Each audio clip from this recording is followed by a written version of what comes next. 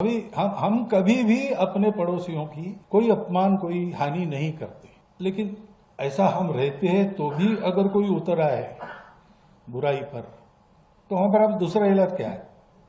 राजा का कर्तव्य है प्रजा की रक्षा करना, राजा अपना कर्तव्य करेगा। तो अहिंसा हमारा धर्म है। आतताइयों से मार न खाना, गुंडागर्दी वालों को सबक सिखाना, ये भी हमारा धर्म है। उस संहार को हिंसा नहीं कहते, वो अहिंसा ही है। इसका भाष्य स्वामी जी ने एक किया है और किसी का कुछ और हो सकता है, लेकिन ये चर्चा होने से ही उसमें से नवनीत निकलेगा, उस मंथन में से ही निष्कर्ष निकलेंगे। उसकी आवश्यकता है, क्योंकि हमारा अपना जीवन इसके अनुसार नहीं चल रहा है। दुनिया को उनको बहुत सिखाना है और सिखाने लायक हमारे पास बहुत है, लेकिन जो बहुत है वो आज हमारे आचरण में नहीं है। तो भेदभाव कहां से आया? अभी भी चलता है, क्यों चलता है?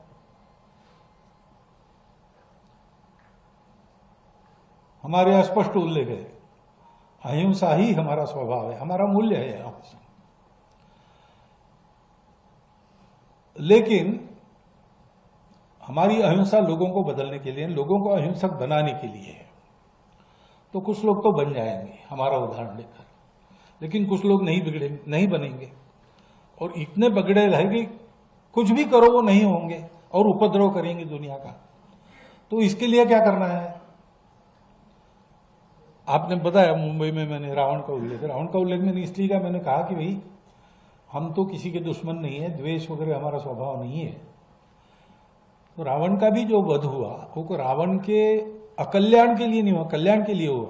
जब ये सिद्ध हुआ कि शिवभक्त रावण है, वेद ज्ञाता रावण है, उत्तम गवर्नेंस करने वाला रावण है, सब प्रकार का उसके पास अच्छा आदमी बनने के लिए जो जो चाहिए वो सब है, लेकिन उसने जिस शरीर और मन बुद्धि का स्वीकार किया है वो ऐसा है कि वो इस अच्छाई को उसके अंदर आने नहीं देगा, और कुछ भी करो उसमें अच्छाई भर नहीं सकते। अब उसको अच्छा बनना है तो एक ही उपाय है, उस शरीर मन बुद्धि को समाप्त करके वो दूसरे शरीर और मन बुद्धि को लेकर आ जाए। तो भगवान ने उसका संहार किया। अब उस संहार को हिंसा नहीं कहते, वो अहिंसा ही है। तो अहिंसा हमारा धर्म है। आतताइयों से मार न खाना, गुंडागर्दी वालों को सबक सिखाना, ये भी हमारा धर्म है।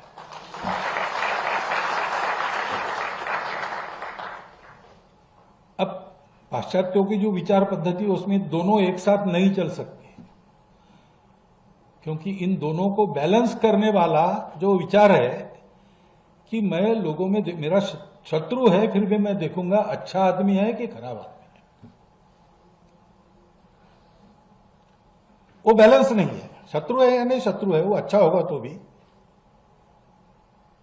उसको पूरा मिटा दो। हमारे यहां वो अच्छा है कि नहीं इसको देखते हैं, और कुछ लोगों को थोड़ा दंड देके, कुछ लोगों को ज्यादा दंड देके, कुछ लोगों को दंड दिए बिना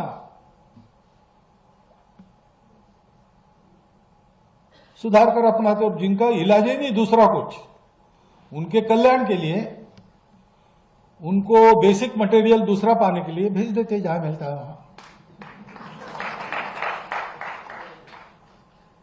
इससे एक बैलेंस है। अभी हम कभी भी अपने पड़ोसियों की कोई अपमान कोई हानि नहीं करते, लेकिन ऐसा हम रहते हैं तो भी अगर कोई उतर आए बुराई पर तो वहां पर अब दूसरा इलाज क्या है? राजा का कर्तव्य है प्रजा की रक्षा करना, राजा अपना कर्तव्य करेगा। दोनों धर्म है।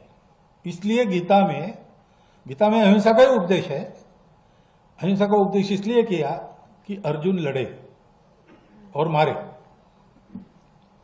क्योंकि उस समय ऐसे लोग थे सामने कि अब उनके विकास का दूसरा इलाज नहीं था, तो सब बदल के उनको आना पड़ेगा। ये एक संतुलन रखने वाली भूमिका अपने यहां है, वो संतुलन हम भी भूल गए।